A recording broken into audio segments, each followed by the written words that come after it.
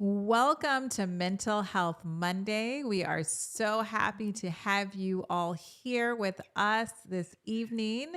Hello, Dr. Whyte. It's good to see you always. Greetings, Sister Atonte. Excited about today's program. Yes, I am too. We have a special guest, but we're going to get more into that in just a little bit. We're going to ask you guys to do what you always do and let us know where you are viewing from and let us know where you're viewing from because we like to see. We know that Living Man at Church is international, so we have viewership from all around the world, but we like to see specifically where you guys are viewing from. So, we here at Mental Health Monday are always excited to talk about everything mental health. We cover so many different things, and tonight is not going to be any different. We're going to be talking about health.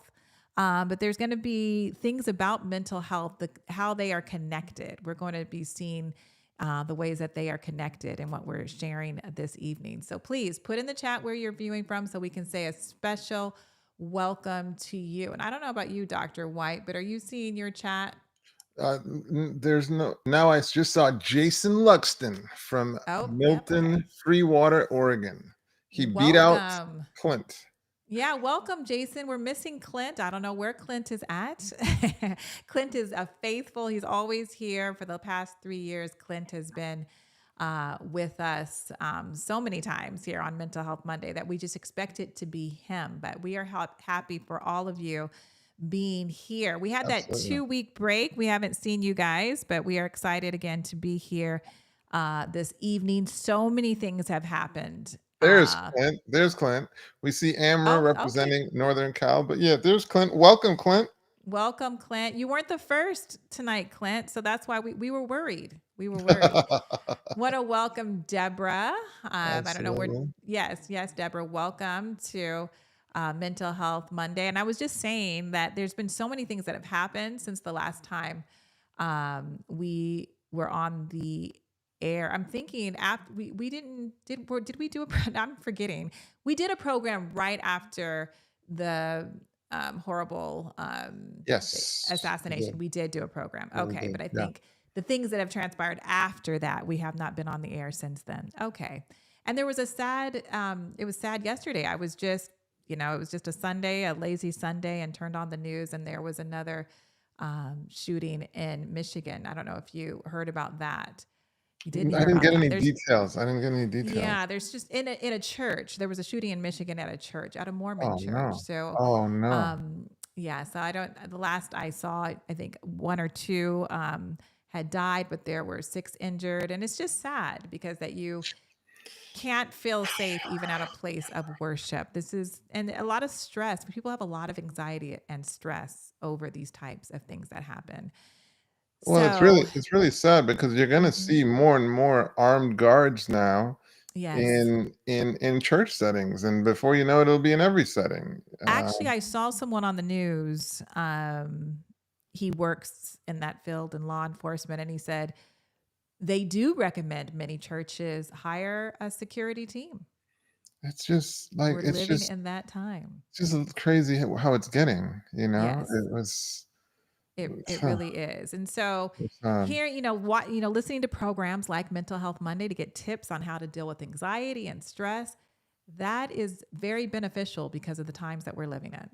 Very 100%. beneficial. And of course, we're always encouraging our viewers to reach out to their own mental health professional in the area that they live.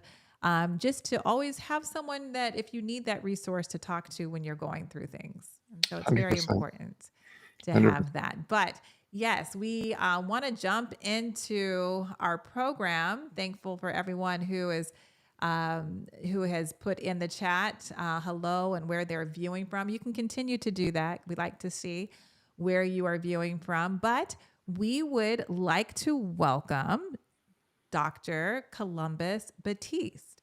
And we are going to tell you all about his book and the things that he is doing as well. So we'd like to welcome him here now to the program. Hi. Hello, hello. Welcome. Thank you Welcome, for Doc. It's good to yes, see thank you you for both. joining us here at Mental Health Monday. It's so good to see you. Dr. Batiste is actually a friend of mine and a friend of Dr. Whyte. So Absolutely. we're just here with friends Yes. this Indeed. evening. Indeed. I feel privileged that you all have welcomed me into your virtual home. Finally, it's Yes, good to be you are here. definitely in our virtual home, and we are happy that you are here. And we know that our viewers this evening are going to be so blessed by the information that you're going to share. So we are excited about that. But Dr. Whyte, can you tell us more about Dr. Batiste, please? Well, no. I You gotta can't? pull it I'm up. sorry. I thought I you were can, reading the yeah. bio. While you're pulling it up, I'll tell you the little that I know. So, Dr. Batiste and I, Okay. yeah, Dr. Batiste and I have sat on a number of conferences together. Our churches we're very nearby each other. He is blessed to have a lovely wife and some wonderful kids. And yeah, I've had the pleasure of actually engaging and enjoying his family in some social settings. So when I say this is not a hostile audience, I mean it. And then you're also going to see why we're so excited to have Dr. Batiste on, because he's just a wealth of information. So yeah, we can obviously get into the formality of Dr. Batiste being a trained cardiologist with subspecialty training in interventional cardiology. And the thing that's really exciting, as if that was not enough, is that he's also passionate about Mhm. prevention. Yeah. So that's what we're really going to get into. But I'm sure Sister Tante has a formal bio. Huge. And I actually don't. In the email that I got, I don't have the formal bio, but you did say a lot of great things, and we're gonna let Dr. No, Batiste. I can load it. I didn't. Okay, so here it is. Okay. Dr. Columbus Batiste is the regional chief cardiologist for Southern California Permanente Medical Group, and he's overseeing cardiovascular care delivery for 4.6 million patients. He previously chaired the Regional Cardiac Quality Committee, advancing initiatives to improve care across age, gender, and racial groups. In 2018, he spearheaded the development of a virtual cardiac rehabilitation program in partnership with Samsung Technologies, which he continues to lead and which has served tens of thousands of patients through lifestyle medicine principles. Dedicated to advancing community health, he founded Healthy Heart Nation, a nonprofit addressing social and health inequities. He's an international speaker and advocate for whole food, plant based nutrition, and he's published his book, Selfish, a cardiologist's guide to healing a broken heart, in 2024. Put a one in the chat if you are excited to host Dr. Columbus Batiste here today. Yes, we are. I'm excited. I'm excited. Just to tell you a little bit more about the book, it is a holistic guide to healing from stress, anxiety, and depression through self-care, mindset shifts, and plant-based nutrition. And Absolutely. So I mean, talk about just all those things. Yes. no question. Yes. So decorated. So Dr. Batiste, maybe we'll let you say your first words if you'd like. Or did you just want us to ask you questions? Would you just Yeah, like, what? Yeah, yeah, whichever we're amongst friends. It's conversational. Yes, we Yes. exactly. are. So I have a So question. go for it. Tell us. So when somebody sees the word selfish, they think, okay, how is that? That's not good. That can't be good for your mental health, for relationships, for your physical health. So tell us how you came up with the book Selfish, and what does that really mean? No, well, that actually is a great question. And I will just say that just like I say it to like that's something I say to everyone. So I've been in practice nearly 20 years. And so taking care of a lot of patients, and part of my discussions I've had with patients, it would lead me down a pathway of addressing different aspects of their needs. So I went into cardiology thinking I was just going to be straight, narrow, dealing with the heart. And I realized that everything is interconnected. Mm. And so I'll never forget watching. I'm a huge sports fan. And so I was watching Michael Jordan, and he was giving his acceptance speech into the Hall of Fame or somewhere thereabouts. And he said, you know what? In order to be successful, you have to be selfish Mercy. or else Mm. you'll never succeed. And I remember stopping like, what is he talking about? You And sure kind of Kobe talked didn't say that? Michael said nah, that? It was Michael. The Kobe's little goat. Michael The anyway. goat. Kobe follows Michael, right? They're cut from the same Mhm. rug, and they have the Mhm. same affliction. And so Yeah. he said, you know what? You have to be selfish, or else you'll never succeed. I remember stopping and pausing, and it was almost like a movie, A Beautiful Mind, with Russell Crowe, and where he was dealing with a lot of psychiatric issues. I think he had schizophrenia. And in this movie, it kind of showed like the numbers, he was his genius, would just kind of come into place. And it Mhm. was weird. It was almost as if the letters of selfish took hold in terms of the pillars of care, which is Mhm. spiritual, exercise, love, food, intimacy, Mhm. sleep, and humor. And these were all the components of things that over the years that I would talk to patients about. And beyond the aspects of really just the traditional medications and procedures. And I would always kind of for years just tell patients, okay, listen, what's the last thing you did for yourself? Mm. And they would pause, they look at me and I say, I don't want to hear about for the kids. I don't want to hear about for the Mm. spouse. I don't want to hear about for your Mhm. job, for you. We Powerful. would Mhm. talk about things like, tell me the last time you laughed, and they would pause. Yeah. I said, tell me the last time you had a good laugh. Oh, And Mhm. so we wow. would have these conversations, and these were all of the foundational pieces that Mhm. I started really researching these things that I just seem common sense, I would say. And it just uncovered this entire world of power, untapped power of how each of these pillars can really impact a person's mental health, but not just that, their physical health, and more Mhm. specifically, their heart health. Mhm. Powerful. Yeah, Powerful. as you're talking, it's just making me think of what I share with a lot of my clients and making sure that they are doing self-care, especially parents, Yes. mothers who are just always taking care of their children. They actually, actually getting them to take some time to do some self-care for themselves, pour into themselves. No, that's beautiful that you're able to teach your patients that. Dr. White, did you want to follow up with a question? Yeah, I mean, I'm just in admiration of how psychologically minded you are, Mm-hmm. Dr. Batiste. And it might have been in an interview where you talked about your experience providing care for your father Mhm. and how you kind of reflected on traditional medical education and its limits and feeling as if I've got to do more, and that playing an important part in your journey. Can you comment on that? Yeah, we all have an origin story, right? There's things that we come to a fork in the road in our lives for different aspects. It could be relationships, it could be our careers, it could be different things that lead us down a pathway that we didn't think we were going to go down. So when I went into medicine with a specific goal to become the best interventional cardiologist I could, right? And I Mm, remember telling individuals when I joined my first practice, I said the answer and solution to ending cardiovascular care, we need to build procedures that can stop this disease, and we have them Mm-hmm. available.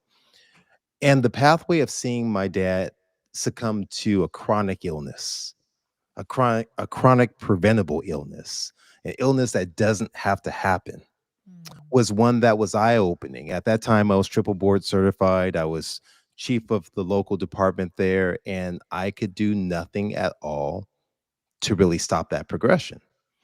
And I'll tell you, with the mental stress and the strain at that same time, and I talk about this in the book, is that my dad loved to get dressed up, whether it was for church or for business meetings. And he had his shoes shined. He taught me how to shine my shoes. And so, because of the ill effects of diabetes, he developed foot drop. And so, which means that his nerves were impacted by his diabetes. And so they no longer worked. So he couldn't flex his foot up, which mercy, means he would be prone towards tripping.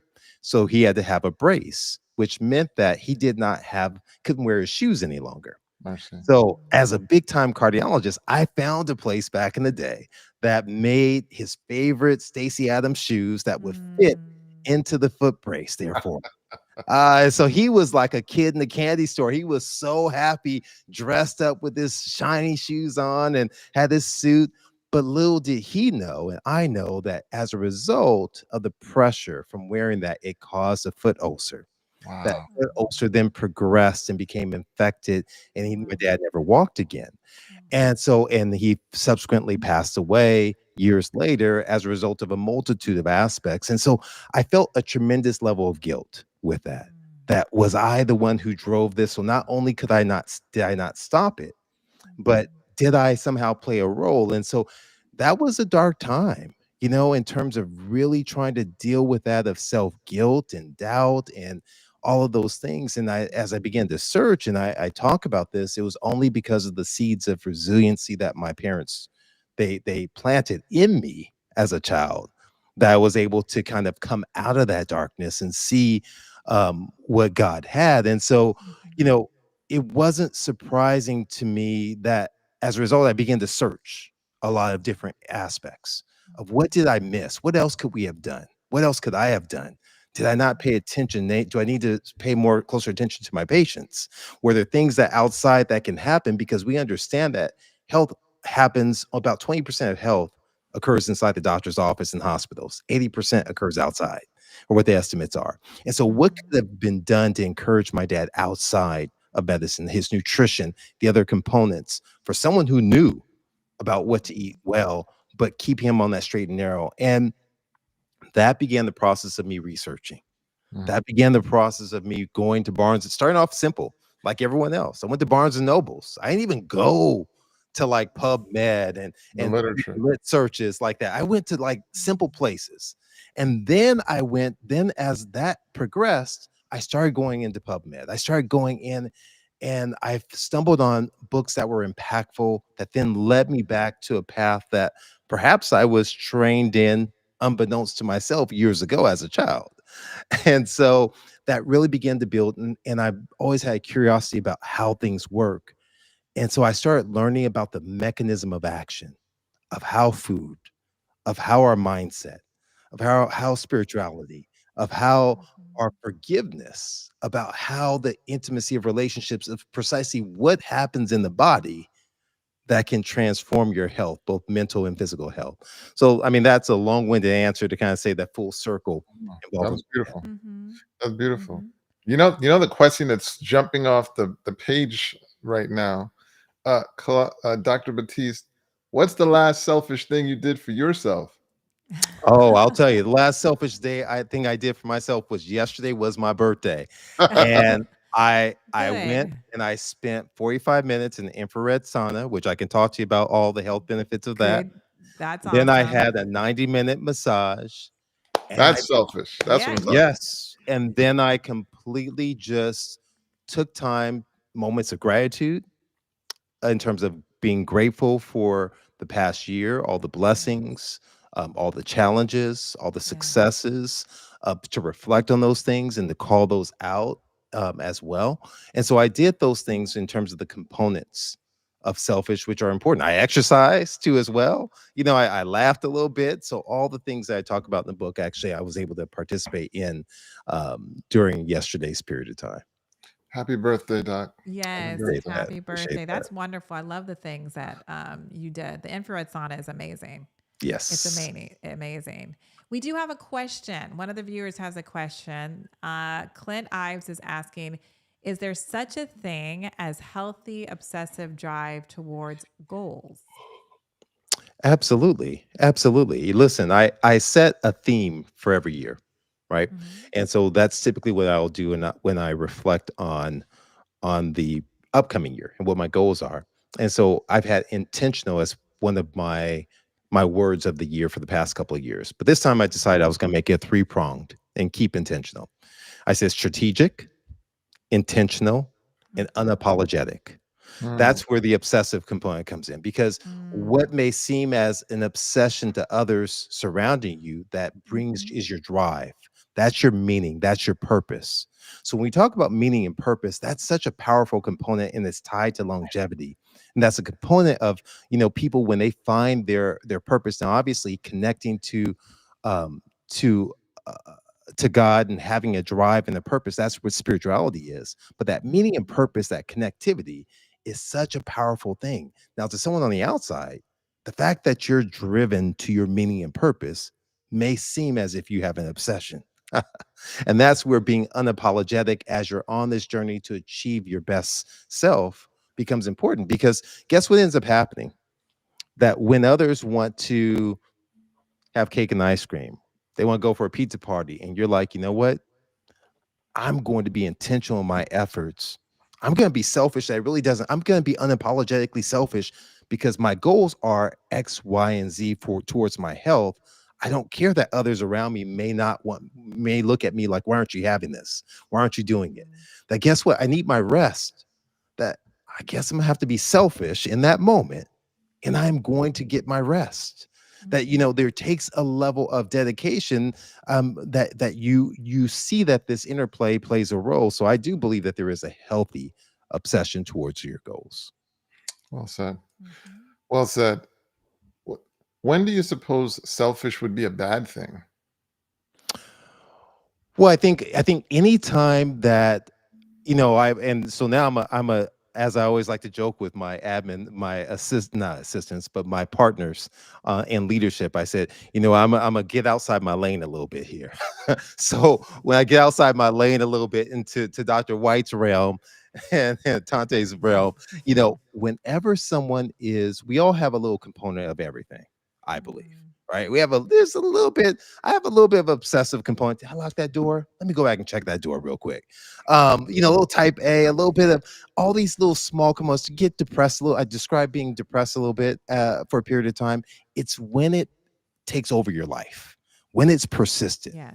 Right. That's when it becomes problematic, is when it becomes persistent. And now, despite other things, now it turns into being a level of harm, either to yourself or to others. And I think there is a fine line with all those things in terms of, because one of the components of true selfish, is the eye for intimacy. And intimacy is not necessarily in the physical form, although it does include that. It's really the relationships, the positive relationships. And when you're engaging in positive relationships that can be supportive, they can be rewarding, they can be uplifting, they can be nurturing. Sometimes you have to give a little bit to maintain those relationships, right? You have to give a little bit in that sort of compromise sort of state.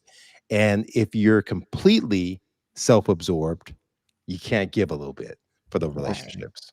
Well said. Well said. I forgot where, and I'm gonna butcher the quote, but it was like, maybe I made it up. Who knows? It was like if you want, if so actually it was Pastor Randy Roberts, and he was talking about how what you focus on, like if like we are on a journey to meet an old man. In the case of Atonte, it's an old woman. And when we encounter that person, what will they be like? And will they be happy? And if we focus on ourselves, that man or woman is not going to be a happy person, and they're going to be a pretty small person. And if we made others our focus, then that person would be a large and happy person, so to speak. I mean, and I'm just balancing it with what you're saying. So Absolutely. so I wholeheartedly agree with you that that balancing it is where we're going to get that richness. Yes. And my question basically kind of summarized Deborah's question, which was, what methods should we apply so you do not lose yourself in self-centeredness while still taking care of yourself? So I feel like you answered that. Is that fair? Yeah, absolutely. But I mean, I think the first letter, first pillar of spiritual, I mean, if we term biblically and we say, seek ye first the kingdom of God and all these things will be added to you, that our mindset, that determines our direction, that determines our focus. So if our focus starts there, everything else follows in line, right? And that's going to help guide us as we set our purpose. That will evolve. It's going to shift. It's going to change. And it becomes like a domino, right? So if I think of it in those terms, and I start off with spirituality in that context, and I move to exercise, and everyone thinks exercise only as, okay, I'm gonna get in there and do my Peloton. I'm doing my chin ups, whatever it is, my Taibo, if you go back to the 80s. But if we exercise belief, faith. Mercy. All Mhm. Mercy. right. So I mean, the studies are powerful when you look at the power of exercising belief in that faith and what begins to transform it. And wonderful work has been done out of Stanford. Dr. Aaliyah Crum has done phenomenal work, kind of looking at the impact, even when you tell individuals that, guess what, housekeepers inside of a hotel, that what you're doing is exercise that will cause you to lose weight. Changing nothing else, number of steps didn't change. All of a sudden, they lost more weight than the people who didn't Mm. believe it.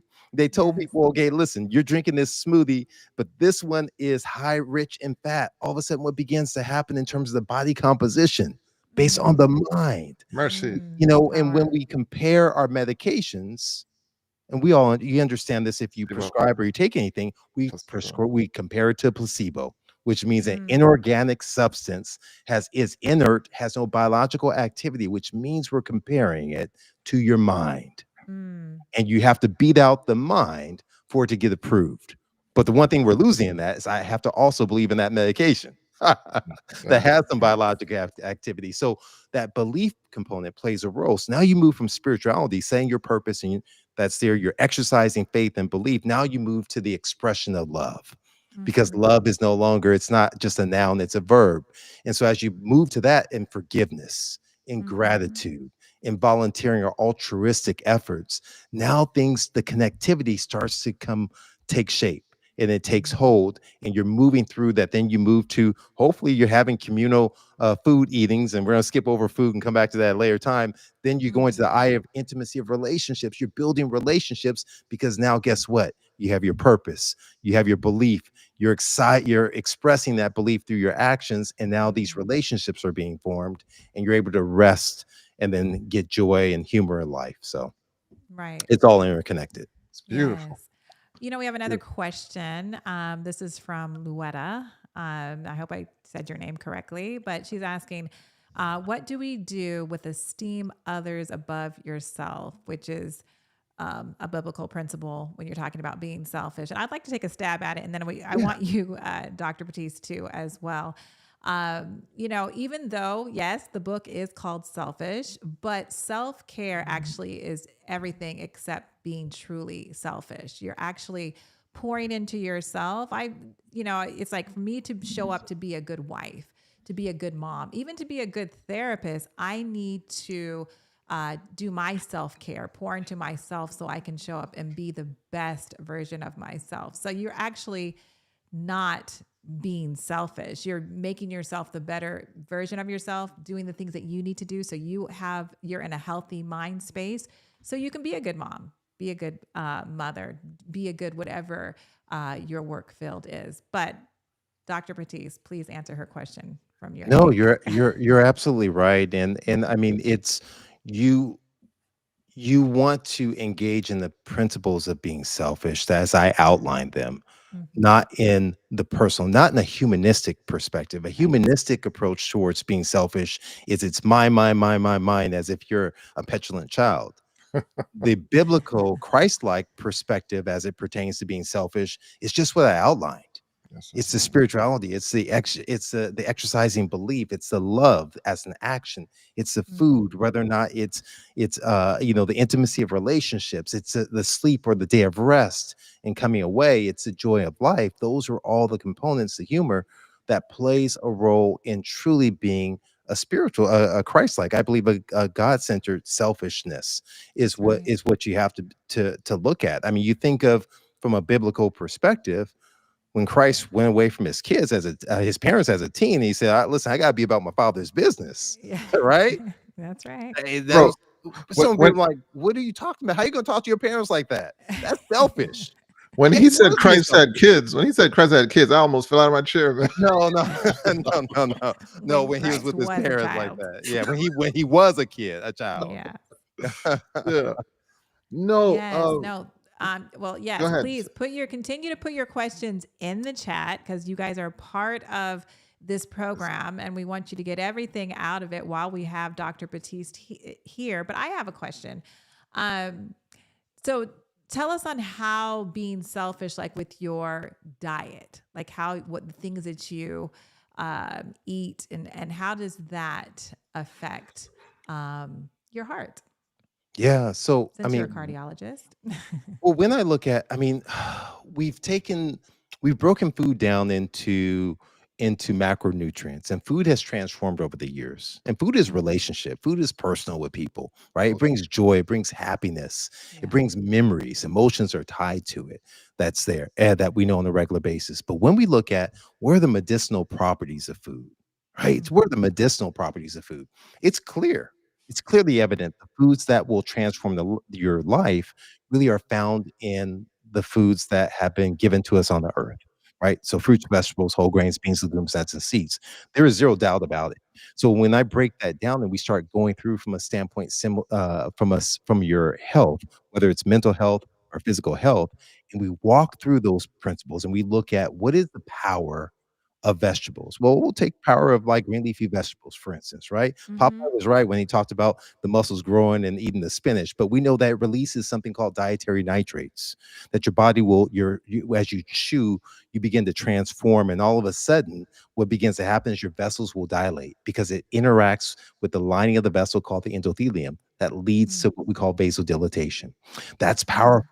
We also understand that it's fiber that's contained inside of not just the vegetables, but inside the whole grains. Right. This fiber, what it does, it acts like a sponge. It soaks up something called bile acids. Bile acids are like Mm. detergents that your body uses to break down the fats that you eat. And so Mm. when it absorbs the bile acids and secretes it, the bile acids are made of cholesterol. So your body has to pull in more cholesterol out the system, Mm. which lowers your total cholesterol, Yes. decreases the likelihood of plaque formation or heart attacks happen. But it doesn't just stop there. Now, these foods, what they begin to do is that they feed what's called your gut microbiome, right? Mhm. So, what many people don't understand, and if you told me this when I was a kid, I would have completely lost it. I would have had to go see Dr. White. That you're actually more bacterial DNA than you are human DNA. mercy. You're more bacterial DNA and viral DNA than you are human DNA. And what that means, you have this whole network that's living and breathing inside of you. And everything we do either feeds the good guys or it feeds the bad guys. That's what I used to Mhm. tell my kids when they were small. Mhm. And so, what studies have shown is that as we feed the good guys, with fiber rich foods, all of a sudden they break this down to something called short chain fatty acids. We know that it's going to release serotonin. We know that it's going to decrease the inflammation. We know that it's going to empower your body to decrease cancer. There's so much Mhm. power that's there that is latent at your fingertips from it. But it doesn't stop there. My Mhm. favorite fruit of all, it's become this way since I've been an adult and started studying this stuff, are berries. And Mm. berries are so important. And so here's the Mhm. reason why. When you think, I mentioned Michael Jordan, but let's think of any celebrity. What do most celebrities have with them? Who's around them when they're Trainers. walking down the Their street? Oh, trainers. bodyguards. Oh, Bodyguards. yes, They yeah, got yeah. their bodyguards with them. They're not going out there. What's the other thing we know about celebrities? You kind of know them by one name. You don't have Mm. to be like, well, Columbus who? Batiste, Batiste, but you're not trying, you know him by name, you know him by one name, right? Kobe. You Yeah. say Kobe, right? MJ. Steph, You're gonna go one name they LeBron. know him by. Well, the Mhm. celebrities of the food, you know them by one name, one ingredient: blueberries, strawberries, Mm. raspberries, Yeah. beans, greens, rice, singular names. And they carry with them bodyguards called antioxidants. Yes, So, Mhm. sir. what we have to understand is that our body is constantly under attack by something called free radicals. And these free Mhm. radicals are looking to take and destroy us. And these free Yes. radicals bombard our cells and they disrupt the cells, they steal the joy. They call it electrons. They steal it and Mhm. snatch it, causing that cell to die. And so when Mhm. you get these free radicals, they stand in the way. They absorb the attacks from the free Mhm. radicals. Doesn't it sound familiar, right? Mhm. And so as you eat more and more of these antioxidants, you now are defending yourself. You're loading yourself with with bodyguards on a daily basis, and that's the Mhm. power of eating selfishly through a plant-rich diet, right? So I try and focus on what are you eating for your health. So when people Yeah. ask me, well, what you're trying to say that this is bad for me? I'm not trying to say is it bad for you. I'm trying to say, can you tell me how it's good for you? No. Oh, I I'm like not that. talking about if it tastes I good, like that. I but You like know, that. tell me how it's good for you. I'm about trying to intervene. So Mhm. Dr. Whyte said something earlier. He said that I'm about the power of prevention, and I have to humbly disagree. I don't believe there is any prevention. There's only intervention. There is Mm. only intervention, because I'll tell you what, disease starts from the moment we pop out the womb. There are actually studies Mm. that have shown that in some individuals, mothers or smokers, start to get thickening of Crazy. the lining of the vessels of the heart in utero.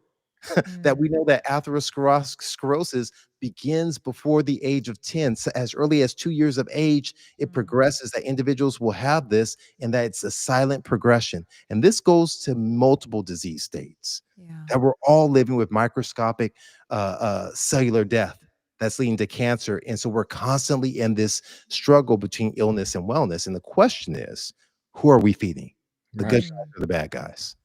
You know, you just dropped so much science on I us. know. But You but I definitely think do. I think all the men will want you to expand on your discussion about spinach and nitrates. Dr. Batiste, why is nitrates something that we as men will be very interested in, and women too, but especially men? Well, I'll tell you, there are many bodily functions that rely upon it, right? So when we talk about the ability to procreate, to one of the things that men suffer with as they enter into, well, first let me take a step back. One of the things that I first noticed during watching sports is that there's always these commercials about erectile dysfunction medications. Mm. They're Mhm. pervasive. And what's Mhm. so interesting is that over the years, the individuals in the commercial, if you've ever noticed, and not because I'm getting older, but the people are getting younger and younger.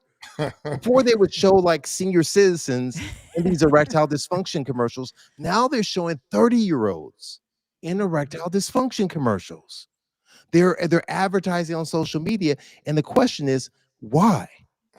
Now we understand there's a mental health component that can play a role in Mhm. it. We know there's Mhm. multiple aspects, but I'll tell you, the root cause is a vascular issue. It's a Yeah. vascular issue, and Yeah. as the vessels become restrictive, there becomes an issue that happens. That's where study after study tells us the power that as you begin to eat fruits and vegetables and whole grains, there's improvement in erectile function. There's an improvement as a whole. But you mentioned men, but this also pertains to women. Women, yeah. Mhm. So when we look at women, women have a superpower literally. So I am of the belief that women, that means that's Atonte, is way smarter than what we are. They have Well, like this level of intelligence that's pervasive. I believe it. I've seen it throughout school and everything. You lose your superpower when you start going through menopause. That right. estrogen is a superpower. Now all of a sudden, as that estrogen begins to drop, all of a sudden you start becoming subject to all of the ills that men do, the visceral fat. We start seeing the Mhm. cholesterol being shifting. The endothelium becomes impacted because of low estrogen. So we know the power of the principles of selfish that really can help restore and as an avenue to help women as they enter this perimenopausal and menopausal state to regain their power and their Mhm. vitality as much as possible. And we see the benefits of it, and that's been demonstrated: lower rates of hot flashes, lower rates of occurrence of diabetes and Mhm. of heart attacks when you engage in eating a whole food plant-based diet, when you engage in the components of selfish that I've kind of mentioned already. Well, there's So many men in the chat who are thanking you for sharing that information. So they so appreciate it. Okay. We appreciate it too. so But something else you said when you were just dropping all those scientific facts, you were talking about healthy microbiome. And that's where I know that 95% of serotonin is produced in the gut. So you need to have the healthy Yes. bacteria. So you're saying a plant-based diet does that? That helps you with that? And Absolutely. It's a let me rephrase, but you go first. well, I just wanted to say, just so our viewers, I wanted to just say when we're talking about serotonin, this is one of the chemicals that help us to have like the happy hormone that makes us feel neurotransmitter. good, and so that's why it's so important for our mental health. But go ahead, Well, Dr. I was Batiste. just gonna say, a lot of things are labeled plant-based. I mean, if you really get at it, you're looking at foods that make you chew. That means they're Mm, rich in fiber, and it's that fiber that does the magic. your soluble and insoluble fiber. So as you're having, if you, and what I mean by chew is think about, I remember back in the day, my dad would buy a bread called home fried bread. I don't know if they make it or not anymore. And this bread, it melts in your mouth, not in your hands. It just, you put it in there, you don't even have to Mhm. chew it, starts melting right away. And you juxtapose that with something called Ezekiel 949 bread.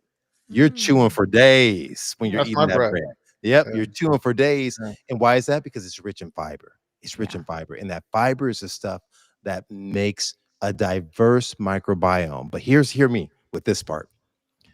What studies have shown is that when you have a diverse microbiome, that Mhm. your immunity is greater, your strength is greater, your ability to withstand disease is greater. We're greater collectively the more diverse we are. Now, you take that where you want on the national level or anywhere else, we're Mhm. stronger the more diverse we are across the board. Powerful. Powerful. Wow. That is so powerful. I think we have another question. Does that also pertain to men going through um is that And and andropause at a younger andropause age at now. a younger age now? Thank you. You know, there's so many. One of the things that you're looking at, that's a great question. So, what we're facing right now is we're facing like a world in which we're having lots of what are called endocrine disruptors that are there. And that may be from microplastics, it may be from the processing of foods, it could be the way in which we're cooking the foods. And so, we're really under significant attacks as it relates to the way in which our modernized society lives. And that's myself included. And so one of the things that becomes important, listen, I want to tell you how significant it is. I wanted to have a plant. So I got this little shabby little Charlie Brown plant back here because I don't have a green thumb. And so I did not want to have a plastic plant behind me because of the microplastics that circulate. So I bought one that forces me to try and water it and put in some sunlight and everything of that sort. As you're exposed by water bottles, you're exposed by packaging, and we're exposed by processed foods, chemicals we can't pronounce, nothing we could ever make. These things all play a role. And so the everything, and this is not to sound off the deep end. All right. You have to live and breathe and we're in this world. But the if I'm able to, so what do? I just made simple substitutions in my home. I got rid of the plastic containers that I had. I got rid of some of the plastic cups and I bought glass. No big deal. Whatever else. But guess what? If I'm out and I'm thirsty and there's nothing else to drink and someone offers me a water bottle, I'm not saying no way I'm gonna die of thirst and sit here. I drink the water Yeah. bottle in that moment. Yes. But Mhm. 90% of the time, I'm choosing not to do that. I'm Right. making efforts that are conscientious. I'm looking at the ingredients. I'm making every stride to reduce that effect from a hormonal standpoint. And that's full circle back to the question as in part, why are we seeing all of these shifts in our young Mhm. adults? And this impact of stress, this impact of our foods, it's been well documented with Mhm. females going through early menarche and so forth and so Mhm. forth. And we see the same thing affecting our men. We see the same thing for infertility for men is with the microplastics. Bro, what's the plant you would recommend for someone like myself? I've got a friend. So yeah, like that you would recommend for, sitting in an office like this. What's the plant you'd recommend? Well, first of all, you're asking the wrong somebody because I Okay. dropped out of. I did not want to do plants. And I did not want to deal with like rodents inside of biology. So I took biochemistry so I Mhm. could You avoid. mean you and me both. That's why I'm asking you. Yeah, so I Put went it in the on. chat if you guys know. If you guys know the plant Yeah, that I please, should get people can for help an me Yeah, we're office gonna too as like well. this, let us know, man, because I definitely want to step my game up. yeah, my I mom bought and a. my grandfather had a green thumb, but it didn't pass to me. Like I buy Oh, plants, but they die. And I yeah, have a very black thumb. Okay, so so ditto, super ditto. black. I'm Okay. telling you. So I got this plant. I was like, oh man, this looks good. It's gonna look all full and everything. Right? All of a sudden the leaves are dying and I'm going Yeah. back and forth, but I'm committed to being, I'm not giving up. I promise I want to make this Props, plant flourish. yo, props to Noel Gully. Noel Gully. Snake Props to plants. you. They say snake plants are so good with cleaning the air. That's what I'm talking Uh, So about. that's your answer to your You gotta question, you gotta Dr. send her Whyte. a T-shirt, Sister Tante. Say that again. You gotta send her a T-shirt. I gotta send her a t-shirt. Yes. Email her Yes. at info at Living Manna. What is it? Yes, yes, yes, yes. I also, we want Yeah. to, we're not done asking Dr. Batiste questions, but we just want to let you know where you can get the book Selfish. So we're going to put that, I think we're going to put that on the chat and put the link so that you will be able to get that. You can get it off of Amazon and you'll be able to go through the book on your time and take out all the amazing information. It's in the chat now, so please check that out. All the information that Dr. Batiste has in that book. Please, you have about 7 to 10 minutes to ask your questions. So please put in the chat if you have a question for Dr. Batiste. But this has been already such an amazing, insightful discussion. So, for those who are just wondering, well, you've been very clear with the science and that a Wait, plant could we based. have him talk about his conference that's Yes, we're going about to to do happen? that. We're definitely Okay, going to do all right. that. Gotcha, gotcha. I just want to, ask for people who are wondering, who are just joining us for the first time and never have heard of, well, they've heard of a plant-based diet, but that it can be that impactful in their lives. Um, you know, how what would you say, where should they start if they're just hearing this for the first time about a plant-based diet? Yeah. So is that start learning more or start to experiment and try it out? Both. Yeah.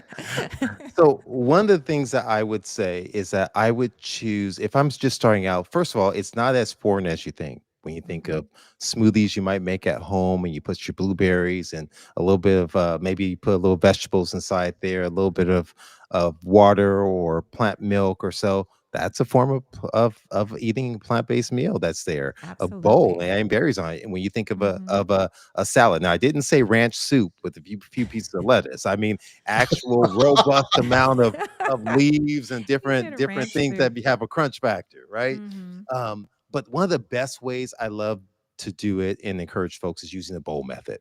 And so if you think of any of your types of restaurants to say, what kind of rice do you want? What type of grain? Okay, what type of skip over the meat and say, what kind of bean do you want? What type of lettuce do you want? And go that route or potato bar or Italian bar. That becomes so easy. And it gives, especially for kids, because what it Mhm. does is it empowers them that they're getting to make a choice as it Right. relates to it, having soup, smoothies, and salads. So that's an aspect in terms of adopting it. In terms of learning more about it, there are numerous resources that you can look at. I would probably say the most exhaustive, a lot of the providers, the physicians, and educators out there, we all have our different style. But Mhm. one I would say, and I still support him, I recommend all the time is Michael Greger on Mm. nutritionfacts.org. Okay. That's an easy site. Now I'm gonna give it to you a little bit more kind of, I'm not gonna tell you you have to eat this, but I'm gonna give you the reasons why you want to eat it. And so you Right. can sign up for my newsletter on drbatiste.com. Dr.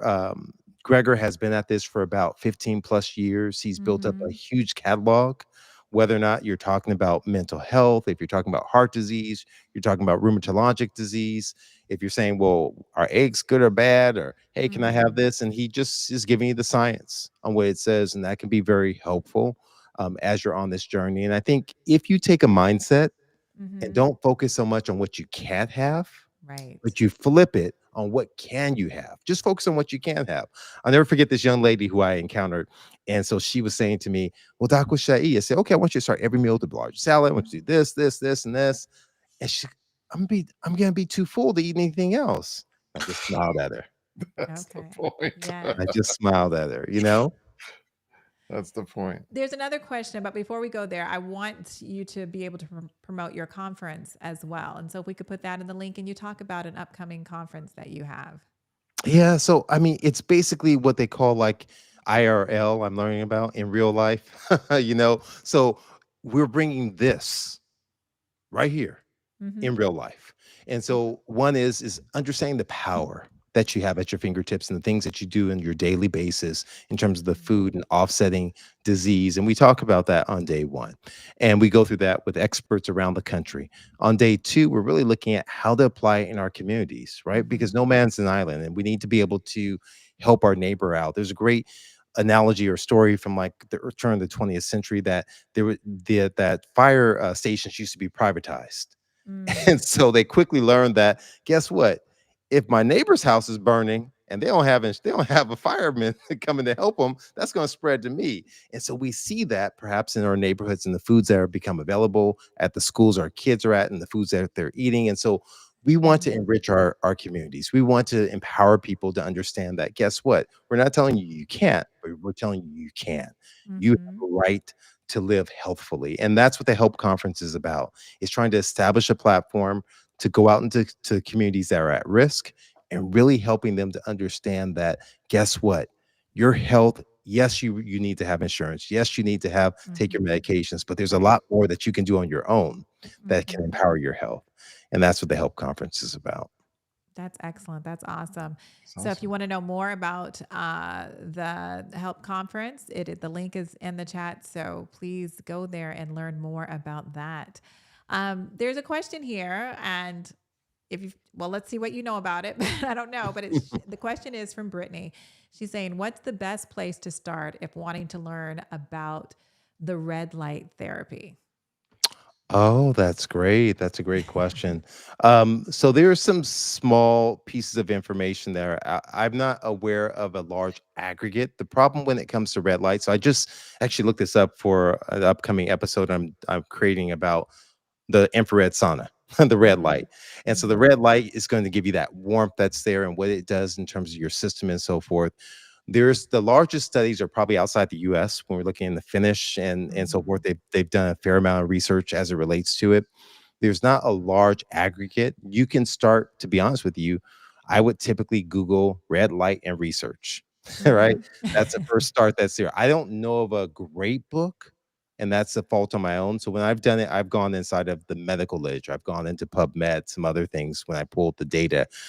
So an easy way without telling you to go to PubMed, which is a kind of a scientist physician type of portal that's there, is I will Google red light and clinical research or Mhm. outcomes. Those are simple Mhm. search terms. There's Google Scholar, which may give you some of the articles and say, is this good? Is it bad? Now, if you're looking for more practical terms, then it's more of, okay, how do I apply it? And you want to, once again, I will put that inside of a Google Scholar because you want as close to scientific approach that's validated Mhm. as much as possible. So for instance, when I was looking and reviewing my experience in red light, I saw that 30 to 45 minutes is about the length of time. I happen to do Mhm. 45 minutes in that instance, but I actually saw that, well, I've only been doing about once a month, but actually you probably get the greatest benefit a couple times a week.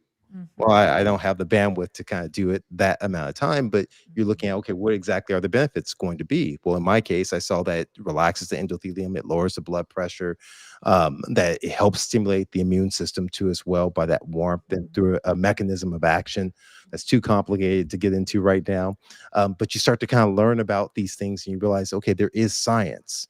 And so not Mhm. everything that counts can be counted and not everything that Mhm. can be counted counts, and we understand that. So we Mhm. want to really make sure that we're looking at finding out first, does it cause harm, and we balance out, can this be beneficial without number one, cost, number two, adverse effects on me.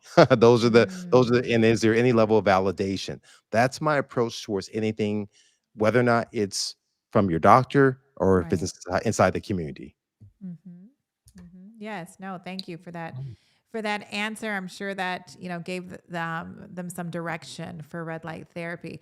I want to put the book back up where you can get it, Selfish from Dr. Batiste. So please let's put that in the link and we have time for one or two more questions. And so if you can get that in, want to say welcome. Somebody is saying greetings from Pakistan. So we want to say back to you, greetings. Thank you Greetings. for being here on our program this evening. But Quick yes, question. oh, go ahead, Dr. White. Yeah, so I got a quick question for you. I'm sure you probably haven't heard of Kachava. Have you heard of Kachava? Yes, I have. Bro, man, what do you think of Kachava, man? I live by it. So when My it comes friend, I should say my friend lives. yeah, no, cassava, when I've read through the ingredients and so forth. So I think the one thing when it comes to all of the protein supplements, um, is that we have to, one is we probably consume more protein than we need to. Is number one, is what I would say across the board. I think though, when you're on the go, as you're a busy practitioner and you may not have time to sit down and have a full meal, having that access of something on the go and you want the cleanest ingredients as much as possible. So once again, first thing, is it trusted? Is there any type of validation with it? Are any of the ingredients harmful? Then I'm looking at what is reported with it. So one of the things I'm looking at is I'm looking at what percent of the recommended daily allowance is it. Now, if it comes in at 2%, 1%, well, how much is it really adding? Now, that's not Kachava State. I know that theirs is pretty up, it's pretty high there, and Right. they have an assortment of different um, uh, quote unquote superfoods or thoughts, things of that nature. So it's that's my approach when it comes to protein. So, do I have protein supplements? I do. Do I take them on a regular basis? I don't. But I know, just being fully transparent with the audience, I believe in being transparent. When I'm in the cath lab and I'm busy doing cases and I'm running around and I don't have time to really stop like that, having something, so number one, I have some carbohydrate nutrients, but I don't have time to chew. I already told you it's the powers in chewing. Then that's an easy go-to for me to make sure I get it. But you want balance. And so I say that that's important. So there are studies that tell us it improves your satiety, so you're not so hungry and famished.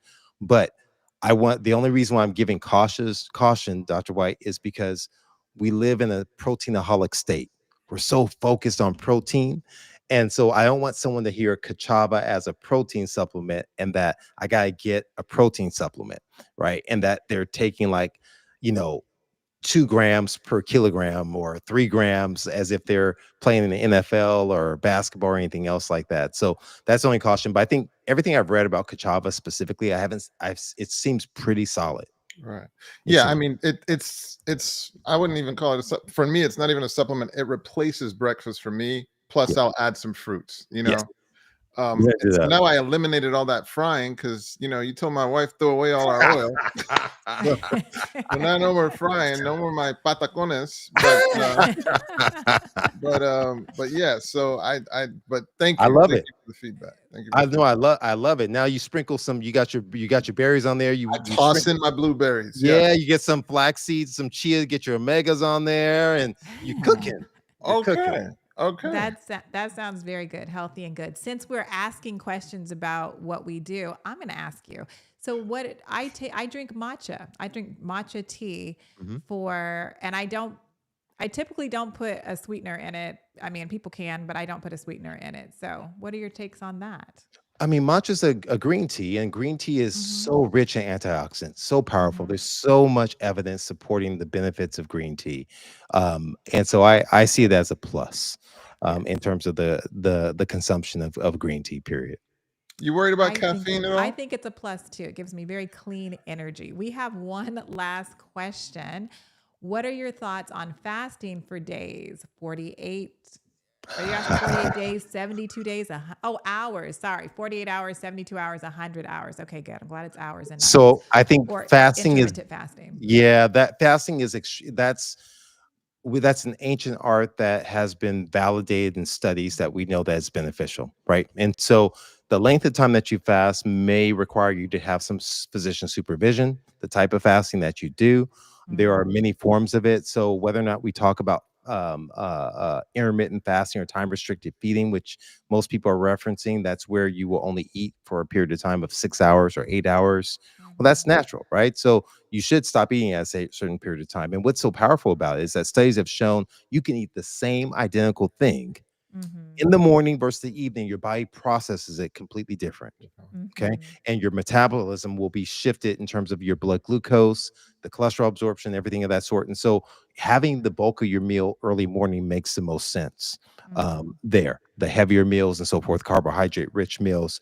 Now, Mm-hmm. there was a study that brought up a lot of consternation about a year and a half ago. I forget exactly. That was referencing that, hey, maybe there were in worse cardiovascular outcomes from people who fasted.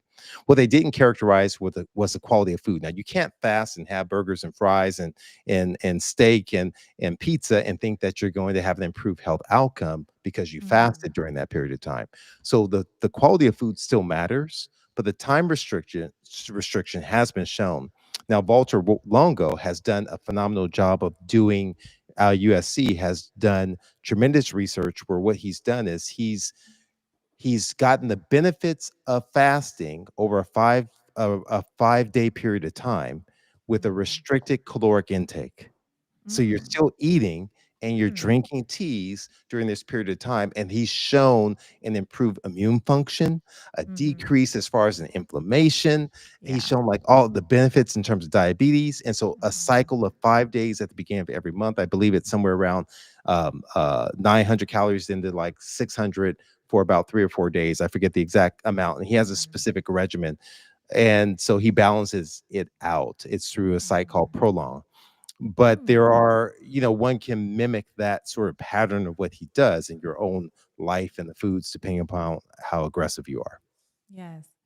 I just want to say on top of that, just my experience with fasting. I've done this throughout the years and stopped, but I'm doing it again currently now. And I got this from a doctor, and so you have to get it from your doctor. Don't do what I do, but do it, what's safe for you. But I do 36-hour fast once a week, and I do that for inflammation. And I can say that it does help to lower. I have felt for me, it has helped with my inflammation issue because of Absolutely. my autoimmune disease. And it's not as Can you hard as people unpack that? think. When I say 36 hours, I'm like, I'm sleeping for probably 16 of those 36 hours. It's not like Yeah. you're asleep. So it's not as hard. But and then when you wake up the next morning, I feel like I'm not hungry at all. I don't have that hunger craving when you wake up the next morning. It's just very interesting feeling. But Though, yes.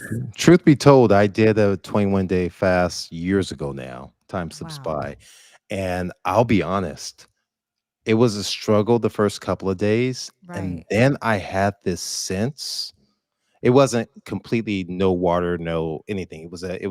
Just a green juice fast. Mm-hmm. Right. I had this sense where everything came quickly to me. Wow. Like I just felt like Your mind's I felt clear. like Yes. my mind opened up in Yes. that moment. And so literally, and the downside was it almost gave me a sense of like, you inferior mortals. What's wrong with you? Not only that, but my senses exploded. My sense of Mm, smell, my hearing, everything just exploded.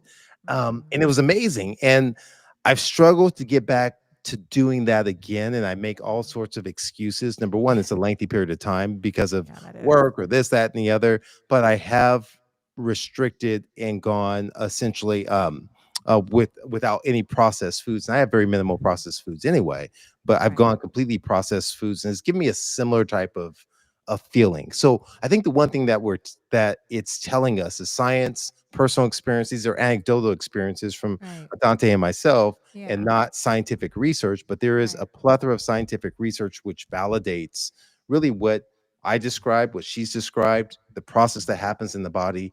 And so it's something to kind of consider looking at. There are sites that do it under medical supervision. True Right. North in Northern California. There are several other sites that do it as well. They've had phenomenal outcomes with hypertension, with some Mm-hmm. cancers that they've reported inside of literature.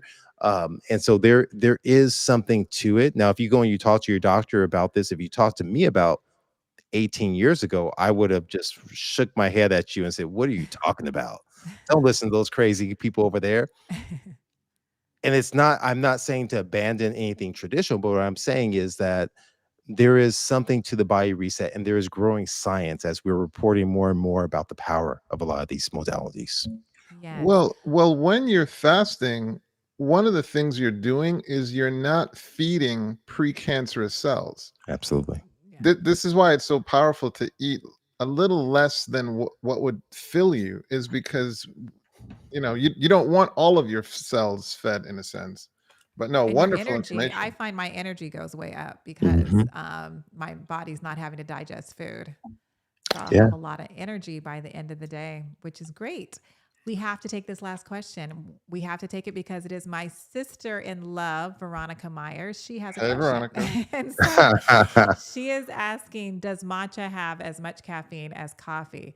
I just want to say, I don't know the answer to that. I'm just assuming maybe not as much as coffee because I could never drink coffee. It gave me the jitters, but I can drink matcha. So, but maybe Dr. So Batiste. I don't know the actual milligram amount that's there, and I think but there will be a lot of factors that will come into play. So my initial gut response, and it's without me recalling specific numbers, is that it's less than coffee. But Mhm. realize with coffee, you're going to have espresso, you're going to have different brews and types of blonde, different ones that are there that will have different levels of caffeine. And so we know that there is a max amount of for caffeine that will cause harm. So here's the thing: studies so far, for the most part, and I don't want to speak out both sides of my mouth, have not really validated the harmful component of caffeine from coffee beans or from green Mhm. tea. What they've noted, the harmful components are what we add to it, the sugar, the cream, and so forth, I would think so. in the amounts. Now, on a practical level, that's not validated by research. I always like to separate this. I have not Mhm. found research to validate this.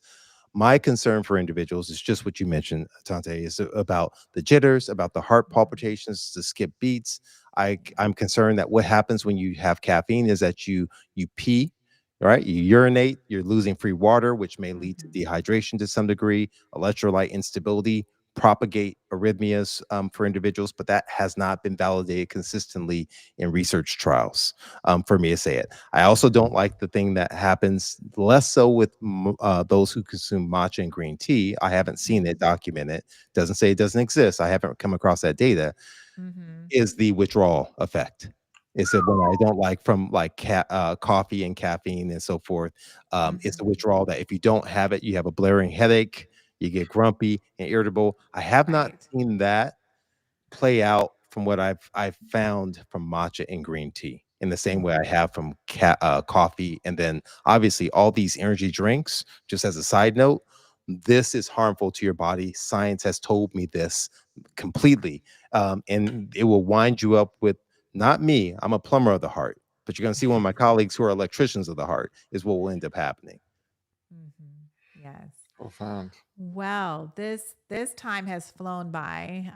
Dr. Batiste, thank you for stopping by and spending this time with us. We are very thankful. I know our audience is thankful. Want to put up one more time the book Selfish, where you can get it. We're going to put that link up so you can get that on Amazon, and also the link for the Help Conference so you can get more information about that as well. So we want you guys to check all of that out. It's always fun to do the program with you, Dr. Whyte and Dr. Batiste. Thank you again. To our Thank viewing you. audience, we will see you in 2 weeks. We're going to take another break. We'll see you in 2 weeks, and we will be right back here with you for Mental Health Monday. Have a good evening. Thank you again, Dr. All Batiste. right. Thank you guys.